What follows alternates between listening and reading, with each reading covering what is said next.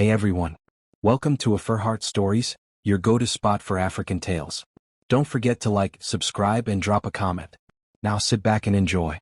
The morning sun poured into the large, cream-colored bedroom of Adaora's family home in Ikoyi, Lagos. Outside, the compound was buzzing, caterers moving crates of champagne, makeup artists hauling their kits and uniformed security standing tall by the gates. Inside, Adaora sat in front of the mirror, her hands folded in her lap, watching a stranger's reflection stare back at her. The lace wedding dress, imported from Italy, glittered under the vanity lights. It was beautiful, but not hers. The original design she had chosen, simple, elegant with a touch of coral bead detail, had been replaced. This was a voluminous, crystal-heavy gown her future mother-in-law had shipped in without asking. Even the color wasn't what she had imagined. It was stark white instead of the warm ivory she had loved. "Turn your face, Adaora," the lead makeup artist instructed, tilting her chin. "Madame Nena said we should keep the lips nude. No red lipstick." Adaora's jaw tightened. "I prefer red." The woman hesitated. "Madame said." "My wedding, my lips," Adaora cut in softly, though the fight in her voice was almost gone. She'd been saying "my" all week, but it never truly felt like hers. The bedroom door swung open without a knock. Uncle Tobchukwu, the man who had raised her after her parents died, strode in wearing a custom agbada. His voice was sharp. "Adaora, no arguments today. Chuka's family has taste. We agreed they'll handle the styling. It's tradition when you marry into their kind of home." "Tradition," Adaora repeated flatly, looking down at the sparkling skirt. "Or control?" His eyes narrowed. "Don't start. This marriage will secure the contract between our families. One day you'll thank me." She didn't answer. There was no point. As soon as he left, her best friend and cousin, Chioma, slipped in. She looked stunning in her champagne bridesmaid dress, but her expression was tight. "Dora, your face is saying what your mouth won't. You sure you want to go through with this?" Adaora forced a smile. "What? That doesn't matter anymore. You know it should." Her voice was low but urgent. "Chi, I'm walking into that church because walking away would destroy Uncle's business. And maybe me too. Let's just get it over with." Minutes later, photographers swarmed in for staged photos. Adaora sitting on the bed, pretending to adjust her shoe, pretending to laugh with Chioma, pretending to glow with happiness. Every click of the camera felt like a lock clicking shut. By 10:15 a.m., the compound was ready for her departure. Two cars were parked out front, a gleaming white Bentley and a sleek black Lexus. Adaora assumed she'd ride in the Bentley beside her groom, as every Nigerian bride did for the grand arrival. But when she stepped outside, a short, sharp-faced woman in a geli, Chuka's mother, blocked her path. "Ah, Adaora, my dear. Chuka will ride with his father and brothers. Important discussions before the ceremony. You will take the Lexus with the driver. It's quieter." The word stung. Quieter meant sidelined. This wasn't an accident, it was a statement. Chioma started to protest, but Adaora squeezed her hand and shook her head. "It's fine." Inside the Lexus, the cool air conditioner hummed. The driver, a middle-aged man in a crisp white shirt, adjusted the mirror and met her eyes briefly. "Good morning, madam. I am Mr. Okoro."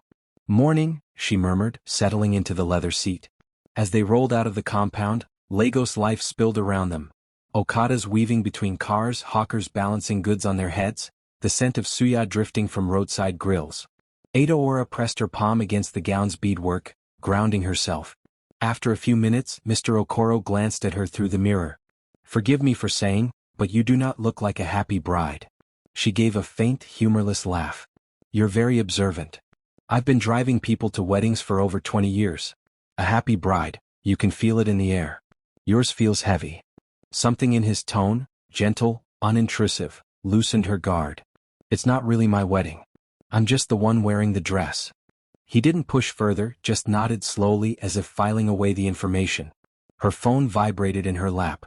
A message from Chioma. "Dora, call me ASAP. Something you need to know." She hesitated, then called. Chioma answered in a whisper. "I just got to the church. Chuka's here, and guess who's sitting in the front row? Maka. The ex. She's laughing with his cousins like she owns the place." Adaora's stomach nodded. "Why would she even?" "And," Chioma interrupted, "Chuka's already had 2 glasses of champagne. It's not even 11. She ended the call and stared out the window, her thoughts spinning. Every detail felt like a warning, yet she was still headed toward the altar. In the driver's seat, Mr. Okoro adjusted the rearview mirror again. He didn't speak, but his eyes flicked between the road and her reflection. By the time they reached the Lekki Ape Expressway, Adaora's heartbeat was uneven. Her fingers tapped nervously against her phone. The thought of stepping into that church, of walking toward a man who might already be toasting another woman in his mind, made her throat close. She tried to shake it off. Just survive today. Smile for the photos. Pretend for the family. But deep inside something whispered, or don't. And for the first time that morning, Adaora let the thought sit there. The white Bentley ahead glided smoothly, its tinted windows hiding Chuka and his family. The black Lexus followed at a steady distance, Lagos traffic opening before them like a reluctant curtain. Adaora sat in silence, clutching the bouquet balanced on her lap. She had imagined riding beside her groom, both of them smiling through the glass as strangers waved. Instead, she was in the other car, the kind reserved for distant relatives or staff. At the first traffic light, a crowd of wedding guests' cars honked cheerfully behind them. Mr. Okoro glanced at her in the mirror. "Do you want the radio on, madam?" "No, thank you." Her phone vibrated. This time it was a text from Chioma. "Auntie Nena just told someone you should feel grateful for being chosen." I almost slapped her. Adaora's lips pressed into a line. Grateful, as if she were a beggar given scraps. Her chest burned, but she said nothing. A minute later, Mr. Okoro spoke quietly. "They wanted you in this car to be seen arriving alone. It is intentional." Adaora turned sharply toward him. "You think so?" "I know so. I've seen it before. It tells the guests exactly where they think you belong." She looked down at her hands, the bouquet petals trembling. "And where do they think that is?" "Behind them. Always behind." Something in his calm delivery made her shoulders stiffen. She stared out the window at the blur of street markets and luxury SUVs. Behind them, a convoy of more expensive cars overtook her Lexus. Uncles, aunts, cousins from Chuka's side. Everyone seemed to have a better seat than the bride. The Bentley swerved slightly to avoid a pothole. Adaora saw a brief reflection of Chuka through the tinted glass. His hand raised in animated conversation with his brother. Not once had he turned to check on her. When the convoy slowed near the church's street, Adaora saw the crowd gathered outside. Guests in dazzling Geli and Igbata posed for photos under a floral arch. She could already hear the music, a brass band announcing the arrival of the couple. Except, she wasn't arriving with him. As they approached the gates, a few guests pointed and whispered. She could almost read their lips. "Why is she in the other car?" Her face felt hot. She gripped the bouquet tighter, forcing a neutral smile as the Lexus rolled through. But deep down something cracked. And Mr. Okoro saw it. They waited in a side lane while the Bentley pulled into the front entrance for Chuka's grand arrival. Cameras flashed. Guests cheered. Someone shouted his name. Adaora's car idled in the shade, ignored. Mr. Okoro cleared his throat. "Madam, do you mind if I say something?" She met his eyes in the mirror. "Go ahead. I've worked for this family for years. I know their ways. They are polite in public, but behind closed doors they can be harsh. I don't think they respect you." Adaora gave a small laugh without humor. "You think I haven't noticed?" He shook his head slightly. "I think you've noticed but accepted it because you feel you have no choice." She didn't answer immediately. The truth stung. In the distance, the brass band swelled again, the signal for her to step out and follow the official bridal escort. But Mr. Okoro didn't move. "Why are we not?" she began. He turned slightly in his seat. "Because I saw your hands shaking earlier. Because I saw the messages on your phone upset you. Because I think you need to take a breath before you walk into something you might regret forever." Her throat tightened. "What difference will it make? The wedding will still happen. Maybe. But you should go in knowing all the truth first." Adaora frowned. "What truth?" He hesitated, then started the engine, but not toward the church. The Lexus pulled away from the side lane, leaving the cheering guests behind. Adaora's heart pounded. "Where are we going?" "Somewhere quieter," Mr. Okoro said. "Somewhere you can decide for yourself." "My uncle will kill you for this," she warned. "I've driven for your uncle long enough to know he only thinks about himself." "I'll survive." Her phone rang. It was Chioma again. Adaora answered instantly. "Chi." Her cousin's voice was urgent. "Dora, it's worse. Chuka is all over Amaka, touching her arm, laughing like you're not even coming. Auntie Nena told a group of guests, my son had many choices. She should be honored we picked her. I swear I nearly poured my drink on her head." Adaora's vision blurred. I can't. I can't walk into that. Then don't, Chioma said. Leave. I'll handle things here. She ended the call, staring at the back of Mr. Okoro's head. You've been planning this, haven't you? He didn't look away from the road. I've been waiting for a moment to help you. This is it. They drove past smaller streets, away from the main road. The noise of the city softened. The Lexus slowed at an intersection. The church road was to the right. Mr. Okoro signaled left. Adora's head snapped up. You're going the wrong way. Exactly, he said calmly. Her pulse thundered. Mr. Okoro, if you... I'm not kidnapping you, madam.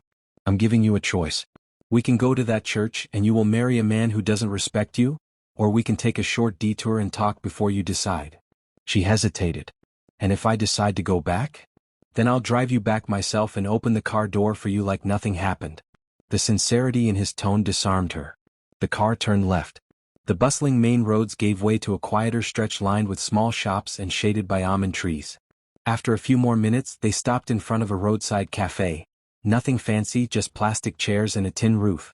Mr. Okoro stepped out, walked around, and opened her door. Please, madam. Just water and 10 minutes of your time. Adora glanced at the cafe, then back at him. Against all her instincts, or maybe because of them, she stepped out.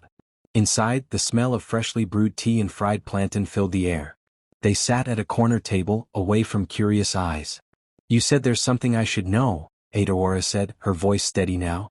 Mr. Okoro met her gaze. Yes. And once you hear it, you will understand why I could not just drive you to that wedding. The cafe was quiet except for the hiss of oil from the small kitchen and the occasional clink of cutlery. Adora sat with her bouquet on the table between them, the beads catching sunlight from the open doorway. Mr. Okoro took a sip of his tea before speaking. Last week, I drove your uncle and Chuka's mother to a dinner meeting. They didn't know I could hear everything. They were discussing the legal papers to be signed right after the wedding, the transfer of certain family properties and your inheritance into a joint account controlled by Chuka. Adora's brows knit. Controlled by him? Yes. It means after today you would have no control over those assets. And they planned it that way.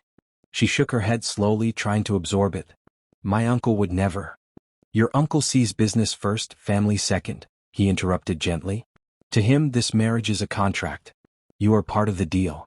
Her stomach turned. That's why he's been rushing everything. Why he didn't care about the dress or the seating or... Because those things are not important to them. What's important is that once the signatures are on paper, they have you tied legally and financially. Adora leaned back in her chair, hands trembling slightly. But Mr. Okoro wasn't finished. And there's something else. 6 months ago, I drove Chuka to a hotel in Victoria Island. He was meeting someone. I didn't think much of it, until I saw her today at the church. Amaka, Adora whispered. He nodded. They were close. Very close. If you marry him today, I believe she will still be in the picture tomorrow. For a moment, Adora said nothing. The cafe owner came by to refill their water glasses, and she forced a smile before leaning forward again. Why are you telling me this? She asked. He looked at her steadily. Because my conscience will not let me drive a woman into a trap. Her throat tightened. She took a slow breath. Then don't drive me to the church. They left the cafe 20 minutes later, Adora now in the passenger seat. The bouquet was gone, left behind on the table like a symbol she no longer needed. I can take you to my sister's house, Mr. Okoro suggested. It's quiet. No one will think to look for you there. She hesitated. And when they realize I'm missing? They will call. They will shout. They will threaten. But you will be somewhere safe to think. As they drove, Adora replayed every moment of the past few weeks. Chuka's dismissive comments, his family's condescending smiles, her uncle's cold instructions. It was as if the veil had lifted before the actual veil could. Her phone lit up with incoming calls, Uncle Tobshaku, Chuka, even her aunt. She silenced them all. A message from Chioma came through. Guests are whispering. Chuka is angry. Amaka looks smug. I'm ready to spill if you give the word. Adora typed back. Not yet. Stay and watch. When they reached a modest bungalow in a quiet Surulere neighborhood, a warm-faced woman in a house dress opened the door. Ah, Okoro, who is this? My friend, he said simply. She needs a safe place. The woman, his sister Mama Ifioma, welcomed her in without question. Adora was shown to a small guest room with neatly folded sheets and a single framed photo of a smiling family. It felt more like home than her own house had in years. The safe house smelled faintly of freshly baked bread. Adoora sat cross-legged on the bed, scrolling through her phone. Social media was buzzing. Someone had posted a video from the church showing Chuka pacing, visibly irritated. Then her phone rang. It was Chioma whispering rapidly. "Dora, listen. Chuka is tipsy, I swear. He's leaning on a mockish chair. And his mother just told another guest that you're lucky they didn't choose someone else. People are eating it up like gossip." Adoora clenched her jaw. "Let them talk. They don't know what's coming." Chioma lowered her voice further. "I'll stay close and record anything suspicious. You decide when to strike." After the call, Adoora dialed her bank. She confirmed that her personal accounts were intact, for now. Then she called her lawyer, an old friend from university named Boma. "Dora? You're supposed to be at your wedding?" Boma said in surprise. "I'm not going," Adoora replied. "And I need you to help me make sure they can't touch my inheritance." There was a pause. Then Boma's voice sharpened. "Send me the details. I'll draft the restrictions today." By afternoon, the safe house had become her temporary command center. Mama Ifeoma brought her a plate of rice and beans while Mr. Okoro sat in the living room, watching for any suspicious vehicles outside. Adora's phone lit up again, her uncle. She let it ring. Then a text came through. "You are destroying everything. Do you think anyone will want you after this?" She took a screenshot. Minutes later, Chuka called. This time she answered, putting it on speaker for Mr. Okoro to hear. "Where are you?" Chuka demanded. "Somewhere safe," she said evenly. "You're embarrassing me in front of my family and business partners. Do you have any idea what this looks like? Do you have any idea what it feels like to be treated like an afterthought?" He scoffed. "You're being dramatic. Come back now and we can talk after the ceremony." "No," Adoora said and ended the call. Mr. Okoro gave a small nod of approval. "Good. Now you are driving your own car, even if it's not on the road." The backlash began in earnest by evening. Social media was split, some mocking the runaway bride, others demanding to know what had really happened. Her uncle's voice came through in a furious voicemail. "Adoora, you have shamed this family. If you do not return, you are cut off from every benefit and protection we have given you." She replayed the message twice, recording it on her own device. Then she sent it to Boma with a note. "Add this to the file." Chioma sent a short video clip from the reception venue. Amaka smiling at the camera, glass of champagne in hand, saying, "Some women don't know how to keep their men." Adora's reply was simple. "Perfect. Keep recording." By nightfall she felt strangely calm. The fear that had kept her compliant for years was fading, replaced by something sharper. When Mama Ifeoma brought in a second plate of food, Adoora thanked her and said, "Tomorrow I start taking back everything they thought they could take from me." And across the table Mr. Okoro smiled. "Now madam, you are ready to drive." By the next morning Adora's phone was buzzing non-stop. She ignored most calls, but when Chuka's name appeared again she answered with the speaker on, Mr. Okoro nearby. "Adoora, please," Chuka began, his tone strained. "Let's not make this worse. Come back, we'll explain to everyone you were sick yesterday. We'll reschedule." She almost laughed. "Sick? That's your cover story? It's better than people thinking you abandoned me for no reason. Do you know how bad this looks for me? This was never about you looking bad, Chuka. It's about me seeing the truth before it was too late." His voice dropped. "I can't believe you're doing this over some gossip." Adora's patience snapped. "Gossip? I saw enough in how you treated me, and the recordings I have will prove the rest." The line went silent for a moment. Then his voice colder, "If you release anything you'll regret it." "Not as much as you will," she said, ending the call. Mr. Okoro nodded approvingly. "He's afraid. Good. Keep it that way." By midday the hashtag runaway bride was trending on Twitter. At first it was mostly jokes and memes, but then Chioma's anonymous account began dropping small hints. Screenshots of text messages from Chuka, audio clips of Auntie Nena's condescending remarks, and a blurry photo of him with Amaka at the church. Adoora scrolled through the comments, surprised at how quickly public opinion shifted. People began defending her, praising her for dodging a bullet. Then a popular Lagos gossip blog picked up the story, titling it, "Bride Escapes Marriage Scam?"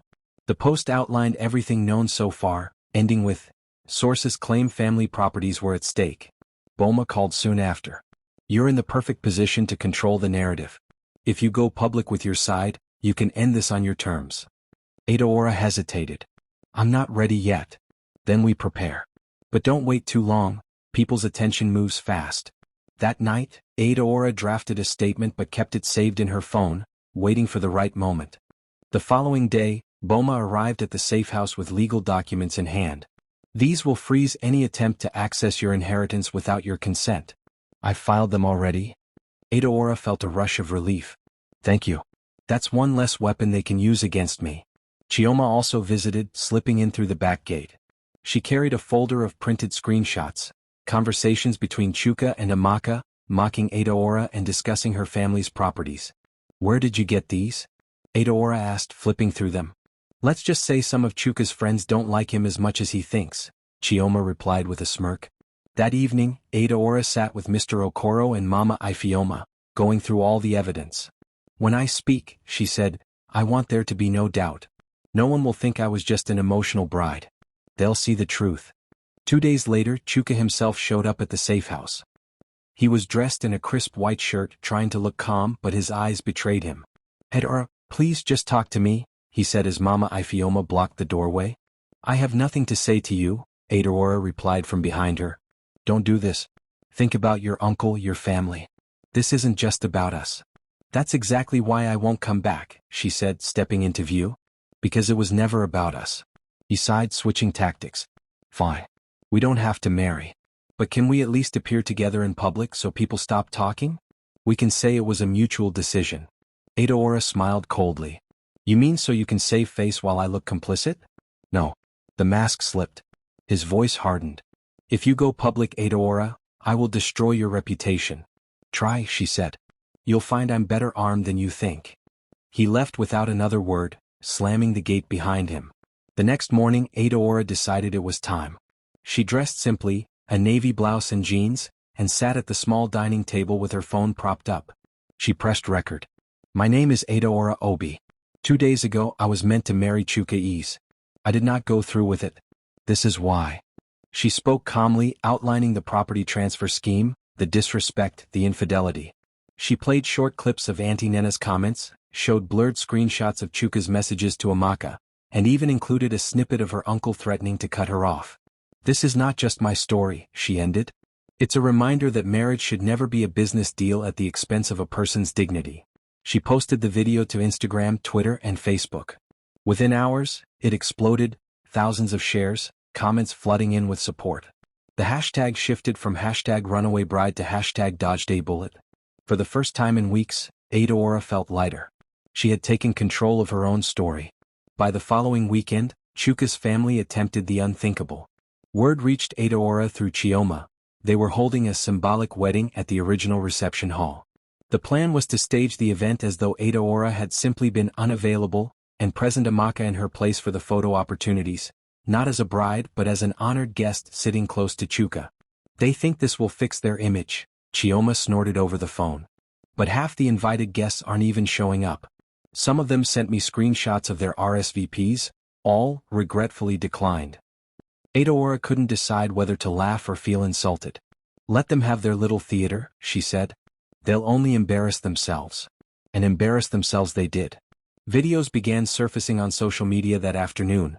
The hall half empty, the cake untouched, Chuka forcing smiles while Amaka preened beside him. A few brave guests even shouted questions during his speech. Where's your bride? The gossip blogs had a field day. Headlines ranged from symbolic wedding or PR disaster to ease family humiliation, the bride who never came. Mr. Okoro showed Adaora one clip where Chuka visibly flinched at the mention of her name. They're unraveling, he said with quiet satisfaction. That night, Adaora posted a single tweet.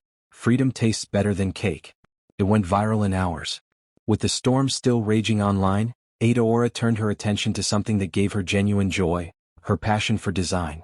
For years she had sketched clothing ideas in private, never having the confidence or freedom to pursue them. Boma encouraged her. The public is on your side right now. If you launch something, people will support it just to spite them. So Adaora began working with a small tailor shop in Surulere, funding them with a portion of her protected savings. She created a modest fashion line under the brand name Freedom by Dora. The first collection, bold Ankara patterns blended with modern cuts, was photographed in Mama Ifeoma's garden with Chioma as one of the models. They uploaded the images to Instagram, and within hours orders began pouring in. Influencers reposted her designs, calling them the look of resilience. One evening as she was packing orders, Mr. Okoro stepped into the room. "You're glowing," he remarked. Edaora smiled. "Feels strange. I thought walking away from the wedding would end everything. Turns out it was the start." She set aside a parcel and handed it to him. "For your sister. A thank you for opening her home to me." Mama Ifeoma loved the gift, wearing it proudly to church the next Sunday and telling everyone, "This is the bride who chose herself." A month after the wedding that never was, Edaora invited Mr. Okoro to lunch at a quiet restaurant in Lekki. He arrived wearing a neatly pressed shirt and looked slightly uneasy. "You didn't have to do this, madam," he said as they sat down. "Stop calling me madam," she teased. "Call me Dora." "And yes, I did have to. You changed my life." "Over grilled fish and plantain," she explained. "I've been thinking a lot about how that day could have gone. If you had just driven me to the church, I'd be stuck in a life I didn't choose. You gave me an exit, and the courage to take it." He shook his head modestly. "I only turned the wheel. You decided where to go." Edaora reached into her bag and slid an envelope across the table. "Inside is the initial investment for a transport company, registered in your name. You've always dreamed of running your own cars, right?" His eyes widened as he opened the envelope. "Dora, this is too much." "It's not enough," she replied. "But it's a start. Call it the first installment of my gratitude."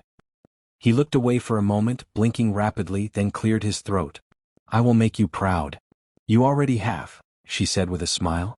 2 months after the chaos had finally settled, Adora's life felt unrecognizable, in the best way.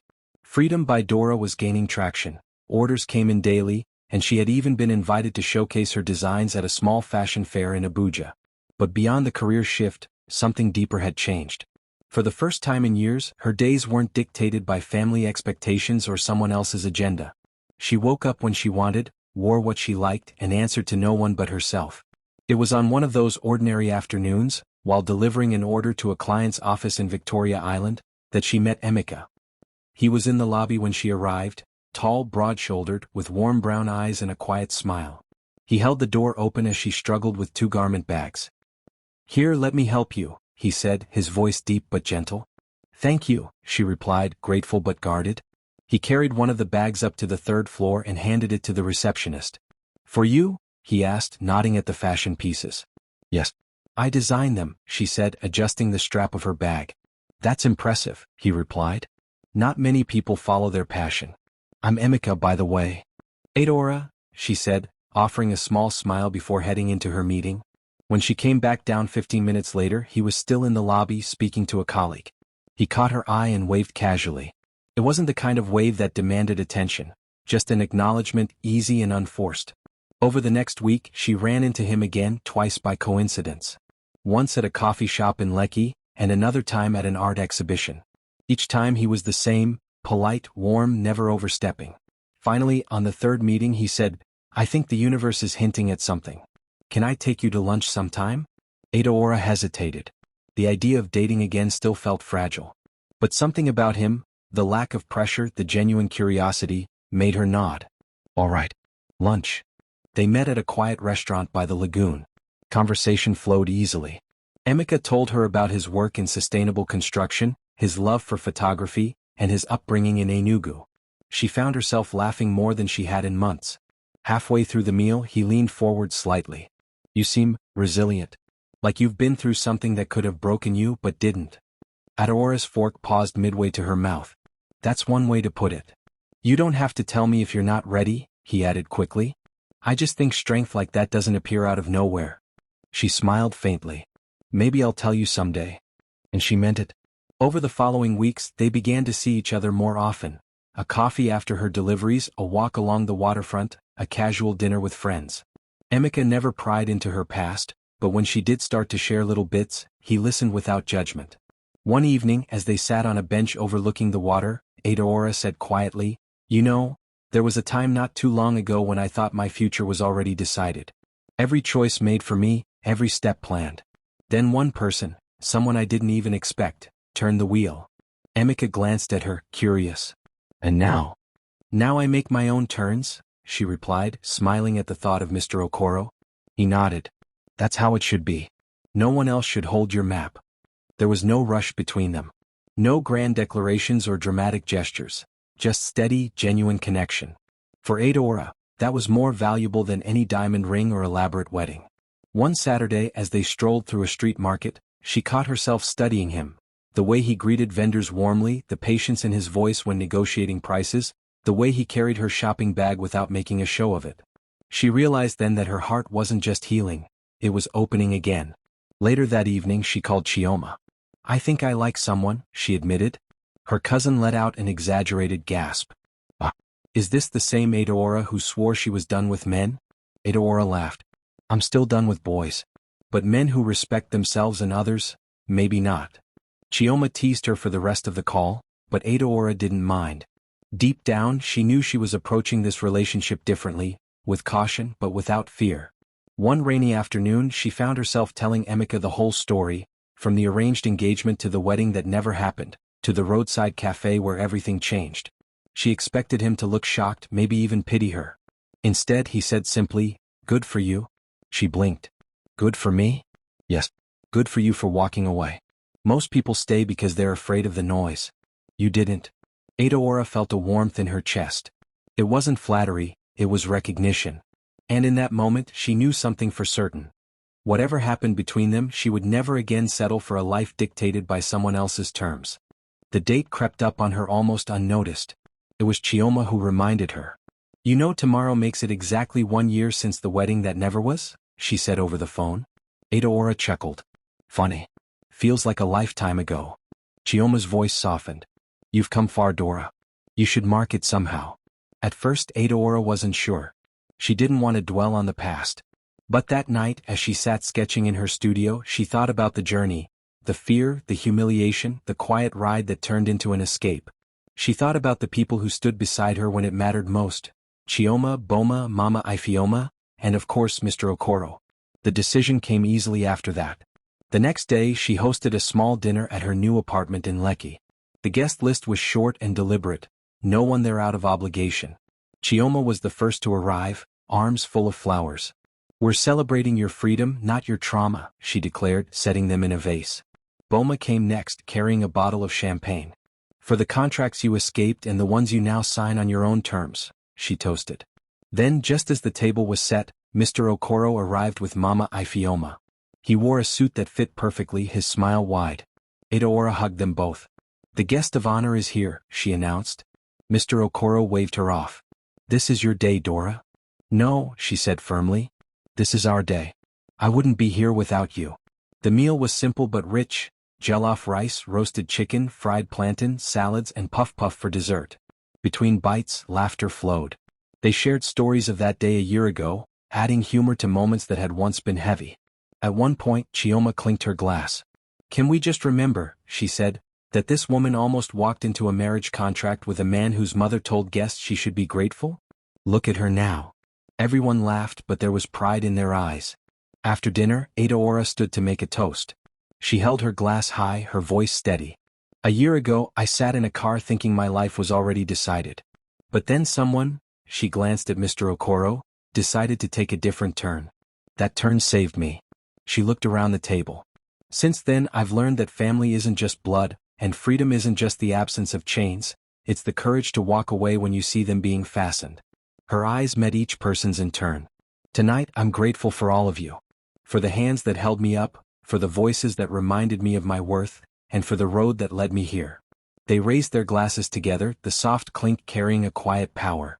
Later that night, after everyone had gone and the dishes were cleared, Adora stepped onto her balcony. The city lights stretched out before her, the hum of Lagos life steady and alive. Her phone buzzed. It was a message from Emeka. "Thinking of you today. Proud of you." She smiled, her heart warm. The past year had taught her that life could pivot in a single moment, that strength often came disguised as ordinary decisions, like a driver taking the wrong turn. She thought back to the girl she had been in that white dress, clutching a bouquet in the back seat, trying to convince herself to survive the day. That girl had no idea she'd be here, living in her own apartment, running her own business, surrounded by people who truly respected her. And she knew she would never again sit quietly in the back seat of her own life. As she turned back inside, she caught sight of her sketchbook lying open on the table. In the corner of one page, without realizing it, she had scribbled 3 words: turn the wheel. Adaora laughed softly to herself. Full circle didn't mean ending where you started, it meant coming back stronger, wiser, and free. And as far as she was concerned, she was just getting started. Liked it? Thumbs up, subscribe, and join the AfriHeart fam. Your support fuels our stories. Until next time.